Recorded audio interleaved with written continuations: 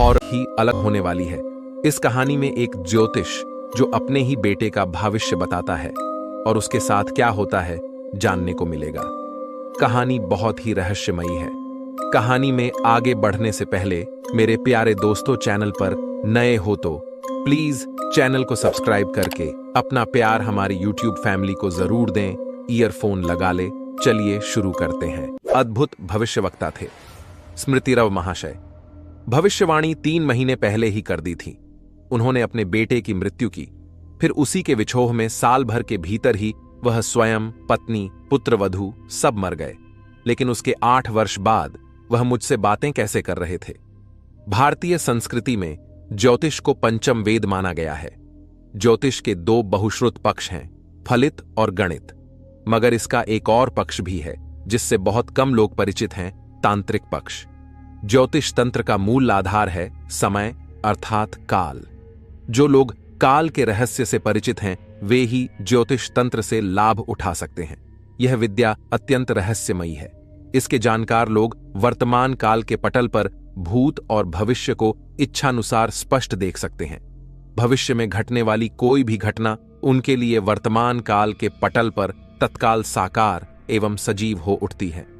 बड़े दुख की बात है कि ज्योतिष की इस विलक्षण विद्या के पंडित अब हमारे देश में कम ही हैं। यह अविश्वसनीय किंतु सत्य कथा उन दिनों की है जब मैं ज्योतिष का ही अध्ययन कर रहा था। मेरे गुरु थे काशी के निष्णात ज्योतिषी पंडित सीताराम झा। एक दिन ज्योतिष रूपतंत्र की चर्चा चल पड़ी। झा जी ने बताया कि इस विद्या के मर्मज्ञ अब श्री भवतोष स्मृतिरत्न महाशय मात्र रह गए हैं। उनके बाद तो यह विद्या निश्चय ही भारत से लुप्त हो जाएगी। मेरे हृदय में भवतोष स्मृतिर्व महोदय से मिलने की प्रबल कामना जागृत हो गई। स्मृतिर्व महोदय कलकत्ता स्थित हाजरा रोड की एक गली में रहते थे। टैक्सी से उतरकर जब मैं गली में घुसा, उस समय सांझ में रात की कालीमा घुल चुकी थी। गली में काफी दूर जाकर बाएं हाथ की ओर था पीला रंग का 2 मंजिला मकान। लोहे का छोटा सा फाटक भीतर से बंद था। आवाज नहीं देनी पड़ी। लाल पाट की सफेद रंग की साड़ी पहने एक वृद्धा स्त्री धीरे धीरे चलकर सामने आ खड़ी हुई। मांग में सिंदूर था और कलाइयों में शंख की चूड़ियां। उसने सूखी सूखी नजरों से एक बार मेरी ओर देखा, फिर पूछा, किससे मिलना है आपको? स्मृतिरव महोदय से। बनारस से चलकर आया हूं। क्या दर्शन देंगे? एक ही सांस में बोल गया मैं। वृद्धा ने कोई उत्तर नहीं दिया।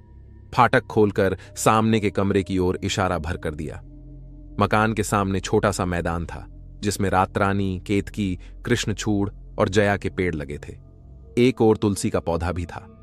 भीतर घुसते ही एक विचित्र सी खिन्नता भरी उदासी का एहसास हुआ। साएं साएं हो रही थी। कमरे में भी जड़ता सी छाई हुई थी। जमीन में चटाई बिछी थी। एक ओर तख्ता लगा था जिस पर एक वृद्ध सज्जन सिर झुकाए चिंतन मनन की मुद्रा में बैठे थे। समझते देर न लगी। यही थे भवतोष स्मृतिरत्न महाशय, ज्योतिष तंत्र के धुरंधर विद्वान। अंधेरा फैल चुका था। मैं चरण स्पर्श करके चटाई पर बैठ गया। तभी एक युवती ने कमरे में प्रवेश किया। पहले उसने बिजली का स्विच दबाया। जब प्रकाश हो गया तो उसने स्मृतिर्व महाशय का चरण स्पर्श किया। युवती की वय रही होगी 28-30 के लगभग, गौरवर्ण, इखरा बदन, लंबा कद, सुंदर आकर्षण चेहरा, मगर विषाद में डूबा हुआ। जाते समय दरवाजे पर ठिठक कर उसने एक बार गहरी नजरों से देखा मेरी ओर। निश्चय ही उसकी आंखों में कुछ ऐसा था जिसे समझ न सका मैं। कौन थी वह युवती? स्मृतिरत्न महाशय की लड़की अथवा पुत्रवधू? मौन भंग हुआ। चिंतन मनन की धारा टूटी। स्मृतिरव महाशय ने पहले दोनों हाथों से चेहरे को रगड़ा, फिर तीक्ष्ण दृष्टि से एक बार मेरी ओर देखा। उसके बाद शुष्क कंठ से बोले, कहिए कैसे आना हुआ? जब मैंने आने का मंतव्य बताया तो वे हंसने लगे। बड़ी कौतुक भरी विलक्षण हंसी थी उनकी। कमरे की दीवार पर भिन्न भिन्न प्रकार की करीब 2 दर्जन घड़ियों टेंगी थीं। इसके अलावा कुछ घड़ियां अलमारी और टेबल पर भी रखी थीं। सभी चल रही थीं, मगर सभी के समय अलग अलग थे। किसी में 12 बजा था तो किसी में 4। इसी प्रकार किसी में 6 बजा था तो किसी में 11। स्मृतिरत्न महाशय ने एक बार सिर घुमाकर घड़ियों की ओर देखा, फिर उंगलियों पर कुछ गणना की। थोड़ी देर तक न जाने क्या सोचते विचारते रहे।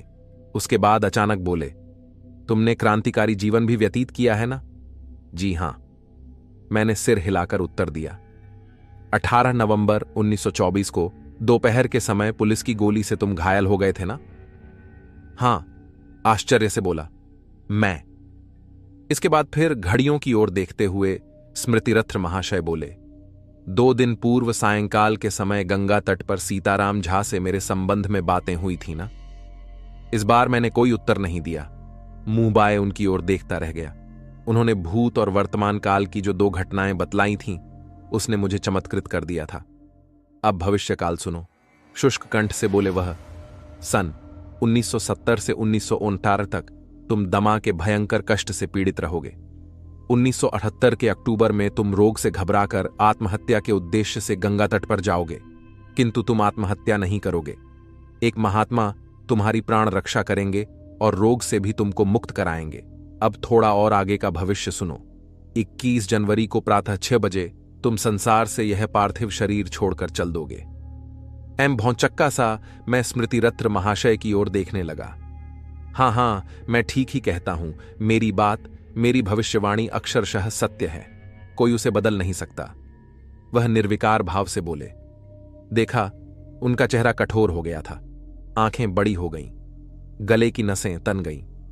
थोड़ी देर बाद सहज स्वर में कहने लगे, ज्योतिष तंत्र की इसी भविष्यवाणी ने एक पिता से उसका युवा पुत्र छीन लिया, मां की गोद सूनी कर दी और एक अबला का सिंदूर पोंछ दिया। यह विद्या मेरे लिए घोर अभिशाप ही सिद्ध हुई। इसके बाद भवतोष स्मृतिरक्ष महाशय ने ज्योतिष के अभिशाप की जो कथा सुनाई, उसे मैं अपने शब्दों में प्रस्तुत कर रहा हूं। यदि मैं जानता होता कि सारी कथा सुनने के बाद अंत में एक विकट स्थिति का सामना करना पड़ेगा, तो पहले ही उठकर बाहर चला आता। अस्तु, स्मृतिरथ महाशय, पृथ्वी और प्रकृति की दैनिक गति के साथ काल की गति का क्या संबंध है, इसका पता वह घड़ियों को देखकर लगा लेते थे। उनकी हर घड़ी किसी न किसी देश का निश्चित समय बताती थी, किंतु जनसाधारण के लिए उनका यह सिद्धांत नितांत दुर्बोध था। उनका कहना था कि मानव की दृष्टि शक्ति निर्वच्छिन्न है, उसके बीच बीच में अंतर होता है। उसी की सहायता लेकर बाजीगर इंद्रजाल की सृष्टि किया करते हैं। निश्चय ही स्मृतिर्व महोदय एकांत साधना और गंभीर गवेषणा के फलस्वरूप विश्व नीति के जो तत्व जान गए थे, वे जनसाधारण के ज्ञान के सर्वथा परे था। स्मृतिरथ महाशय के लड़के का नाम था शेखर। इकलौता ही लड़का था वह।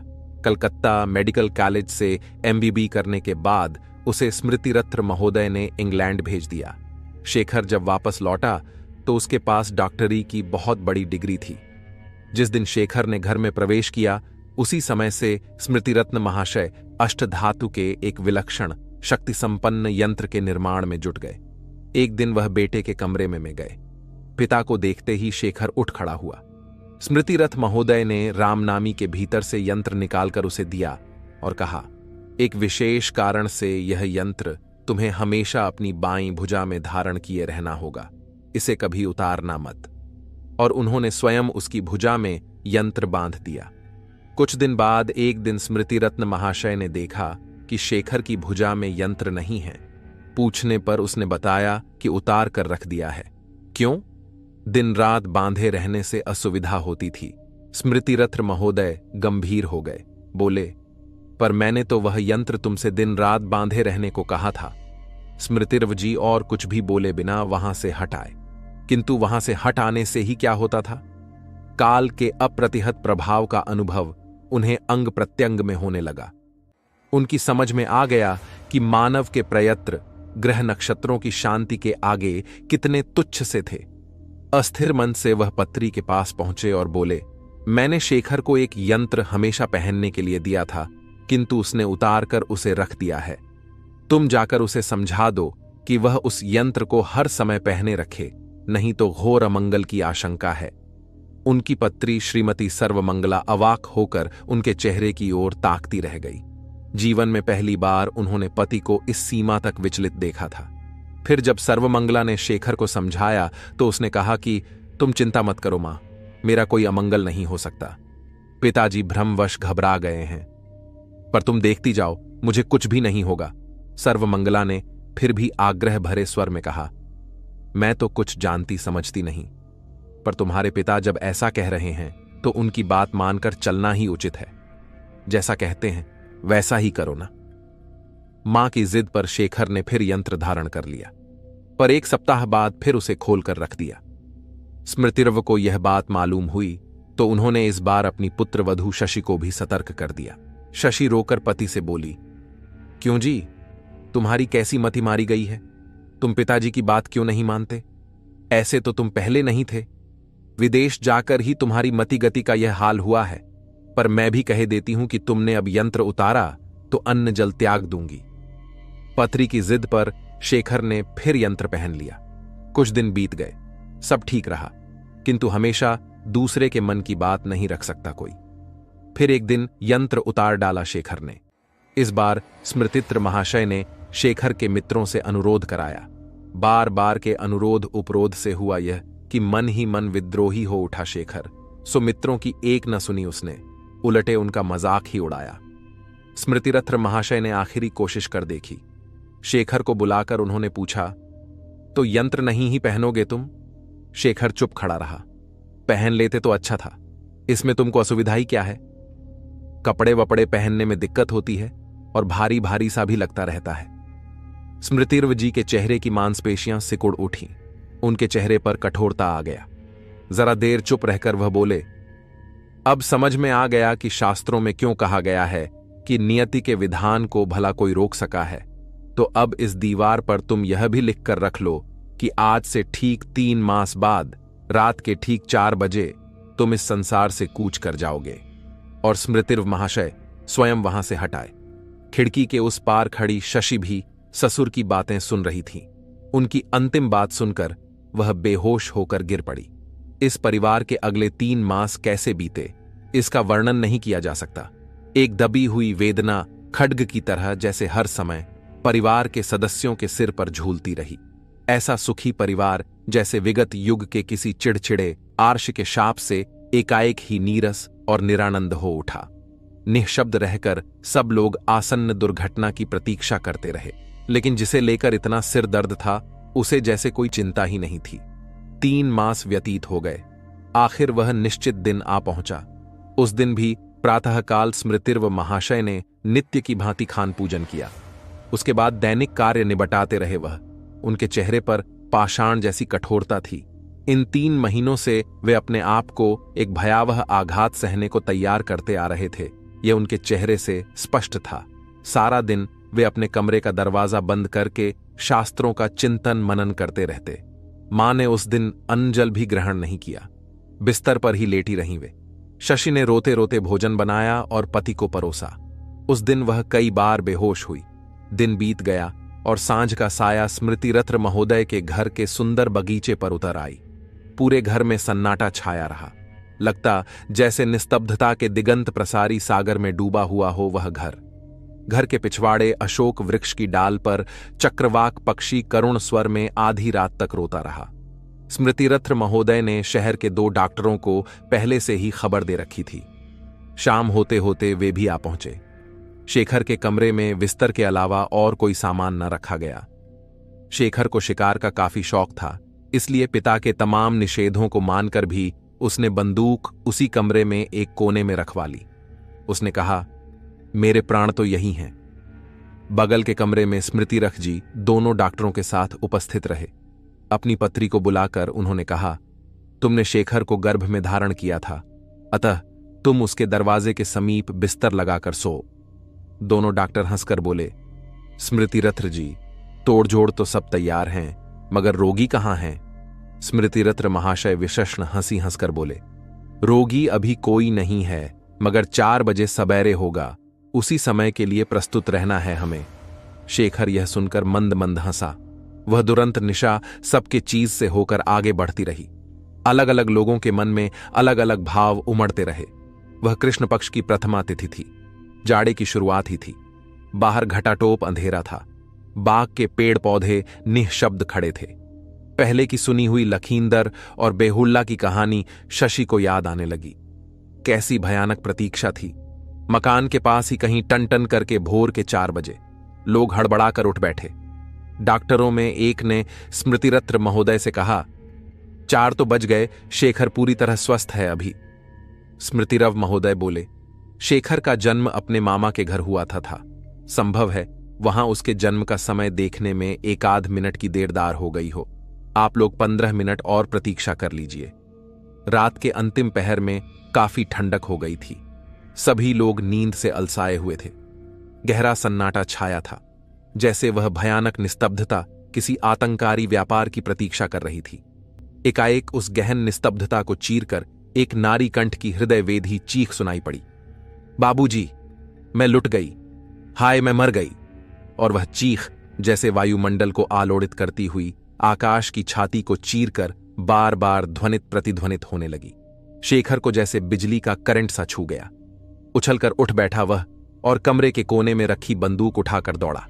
उस भयानक चीख से जागकर उसकी मां भी उठ पड़ी। एकाएक दरवाजे पर उनसे टकराकर शेखर गिर पड़ा और गोली चल गई। धाएं! नारी कंठ की उस आर्त पुकार से पहले ही कई लोगों की नींद टूट चुकी थी। गोली चलने की आवाज होते ही सब लोग क्या हुआ, क्या हुआ चिल्लाते हुए दौड़ पड़े। स्मृतिरथ महोदय भी बत्ती लेकर दौड़े दौड़े अंदर पहुंचे। देखा, लहूलुहान शेखर जमीन पर पड़ा तड़प कराह रहा था। गोली उसके सीने के बाएं हिस्से को चीरती हुई निकल गई थी। डॉक्टरों से उन्होंने कहा, अब संभालिए अपने मरीज को। परंतु शेखर को फिर होश नहीं आया। मृत्यु से घोर संघर्ष करके भी डॉक्टर शेखर को बचा न पाए। सूर्योदय के पहले ही शेखर के प्राण पखेरु उड़ गए। जब शेखर के शव को श्मशान ले जाया गया, तब भी स्मृतिरत्न महोदय अपने कमरे से बाहर नहीं निकले। जिस अज्ञात शक्ति के दुर्लघ्य का आधा विधान को प्राणपण से प्रयवत्र करके भी वह रोक नहीं पाए थे, उस समय संभवतः उसी के दुर्भेद्य रहस्य का आविष्कार करने में जुटे रहे। मुंह बाए चुपचाप सारी कथा सुनता रहा मैं। स्मृतिरव महोदय अब मौन साधे निर्विकार भाव से घड़ियों की ओर निहार रहे थे। तभी टन टन करके 4 का घंटा बजा और उसी के साथ काली मंदिर में होती आरती की आवाज सुनाई पड़ी। भोर के 4 बज गए। समय का ज्ञान होते ही चौंक पड़ा मैं। अचानक वातावरण में विद्धती हुई एक नारी कंठ का भयंकर आर्तनाद सुनाई पड़ा। साथ ही गोली छूटने की आवाज भी कानों में पड़ी। स्मृतिरत्न महाशय उठकर बगल वाले कमरे की ओर लपके। मैं भी पीछे पीछे गया। देखा, फर्श पर एक युवक आंधा पड़ा था, खून से लथपथ। भय, विस्मय के मिले जुते भाव से भर गया मेरा मन। रोमांचित हो उठा सारा शरीर। तभी बगल से अस्फुट स्वर में आवाज आई, नियति के विधान को भला कौन रोक सकता है। पलटकर देखा, स्मृतिरव जी आहत युवक के ऊपर झुके हुए न जाने क्या बुदबुदा रहे थे। सहसा वातावरण में एक विचित्र दुर्गंध फैल गई, सड़ते हुए मांस की भीषण दुर्गंध। सहन नहीं हुआ मुझसे। बाहर निकल आया, लेकिन तब जो दृश्य देखा उसकी कल्पना भी कोई नहीं कर सकता था। शरीर का सारा रक्त जमकर बर्फ हो गया। भय से कांपने लगा मैं कि भगवान, ये कहां फंस गया मैं। मेरे सामने दर्जनों नरकंकाल हवा में झूल रहे थे। वे सजीव से थे। उनकी आंखों के गड्ढों में से विचित्र तीखी रोशनी निकल रही थी। मैं कांपता हुआ भयभीत दृष्टि से उसकी ओर देख ही रहा था कि सहसा उन उछलते कूदते कंकालों के बीच से एक युवती प्रकट हुई। पहचानते देर न लगी। यह वही युवती थी जिसे शाम को कमरे में मैं देखा था। धीरे धीरे चलती हुई वह मेरे करीब आकर खड़ी हो गई। फिर फिस फिस करते स्वर में कहने लगी, तुम मुझे पहचानते हो? मैं शशि हूं। शशि? तुम शशि हो? हकलाता हुआ बोला मैं। हां, मैं शशि हैं। ये सारी प्रेतात्माएं मुझे बहुत दिनों से अपने चंगुल में फंसाकर परेशान कर रही हैं। मैं इनसे छुटकारा पाना चाहती हूं। ये प्रेतात्माएं कौन हैं? ये सब मेरे पति, सास ससुर और बंधु बांधवों की प्रेतात्माएं हैं। सास ससुर की? मगर मैंने तो यह पूरी रात स्मृतिरत्न महोदय के साथ बातें करते ही काटी हैं। मैं भय और आश्चर्य से सिहर कर बोला, आपका कहना ठीक है, मगर वह वास्तव में स्मृतिरत्न महाशय की प्रेतात्माएं थीं जिससे आपने पूरी रात बातें की हैं।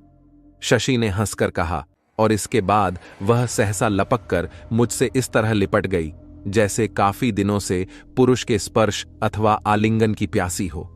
मेरे सीने पर अपना सिर रखकर कहने लगी, तुमको ज्योतिष तंत्र की सारी विद्या बतला दूंगी मैं। बस तुम यहां से इस मकान से मुझे बाहर निकाल ले चलो। मैं इन प्रेतात्माओं से छुटकारा चाहती हूं। मुझे किसी तरह बचा लो। मुझे इस बात पर आश्चर्य हो रहा था कि इतनी प्रेतात्माओं से आक्रांत और भयंकर रूप से अभिशप्त इस मकान में इतने दिनों से शशि अकेली क्यों और कैसे रह रही है। इसी के साथ एक और प्रश्न उभरा मस्तिष्क में। जब मैं स्मृतिर्व जी की प्रेतात्मा से बातें कर रहा था, उस समय भी तो शशि कमरे में आई थी। उसने ससुर का पैर भी छुआ, कमरे की बत्ती भी उसी ने जलाई थी। क्या उस समय मुझको असलियत नहीं बता सकती थी? एकाएक मेरे मस्तिष्क में कुछ कौंधा और उसी के साथ मुझे लगा कि जो औरत मेरे सीने से लिपटी है वह हार्डमांस की नहीं, नरकंकाल ही है। हां, सचमुच वह भी नरकंकाल ही था, शशि का नरकंकाल। और मेरे मुंह से बेतहाशा निकल पड़ा, कौन हो तुम? क्या चाहती हो मुझसे? छोड़ो मुझे, छोड़ो। क्या इस तरह चीखने चिल्लाने से शशि की प्रेतात्मा ने मुझे मुक्त कर दिया अपने पैशाचिक बंधन से? जी नहीं। धीरे धीरे उसकी पकड़ मजबूत होती गई और न जाने कब किस क्षण बेहोश होकर गिर पड़ा था मैं फर्श पर, मालूम नहीं। जब चेतना लौटी तो अपने आप को मैंने कदम्ब के पेड़ के नीचे पड़ा पाया। सवेरा हो चुका था। आंखें मलमल कर चारों तरफ देखा। मकान में भयंकर निस्तब्धता छाई थी। फर्श पर धूल की मोटी परत जमी हुई थी। खिड़की और दरवाजों के पल्ले टूटकर झूल रहे थे। बगीचे में तमाम ठूंठ थे। लगता था मानो वर्षों से उस मकान में कोई रहा ही न हो। तो यह सब प्रेतलीला थी। रात का सारा दृश्य एक एक करके घूम गया मस्तिष्क में। सिर थामे मैं मकान के बाहर निकल ही रहा था कि एक सज्जन की दृष्टि मुझ पर पड़ गई। वे कौतूहल और जिज्ञासा भरी दृष्टि से मेरी ओर देखते हुए बोले, कहिए, आप यहां कैसे? बुझे हुए स्वर में मैंने सारी कथा संक्षेप में उन्हें सुना डाली। वह महाशय शायद उसी मोहल्ले में रहते थे। सब कुछ सुनने के बाद बोले, ज्योतिषी जी का यह मकान तो पिछले 8 साल से वीरान पड़ा हुआ है। भुतहा है ना? शेखर के मरने के बाद एक एक करके ज्योतिषी जी, उनकी पत्नी और पुत्र वधू सब 1 साल के भीतर ही चल बसे थे। तभी से यह मकान भुतहा हो गया है। फिर थोड़ा रुक कर वह बोले, कभी कदा भोर के समय किसी औरत के चीखने चिल्लाने और फिर गोली छूटने की आवाज आज भी मोहल्ले वालों को सुनाई पड़ती है। इतना कहकर वे अपना दुशाला संभालते हुए आगे बढ़ गए। बनारस लौटकर जब मैंने सीताराम झा से सारी बातें कहीं तो सहसा उन्हें विश्वास ही न हुआ। जब कभी मैं स्मृतिरथ महाशय को अतृप्त प्रेतात्मा द्वारा की गई अपनी मृत्यु से संबंधित भविष्यवाणी पर विचार करता हूं तो सारा शरीर सिहर उठता है। लगता है भविष्यवाणी भी सत्य सिद्ध होगी। दोस्तों, कहानी यहां समाप्त होती है। आपको कहानी अच्छी लगी तो प्लीज चैनल को सब्सक्राइब करके, लाइक करके अपना प्यार जरूर दें। मिलते हैं नेक्स्ट वीडियो में। तब तक अपना ख्याल रखें। Thank you.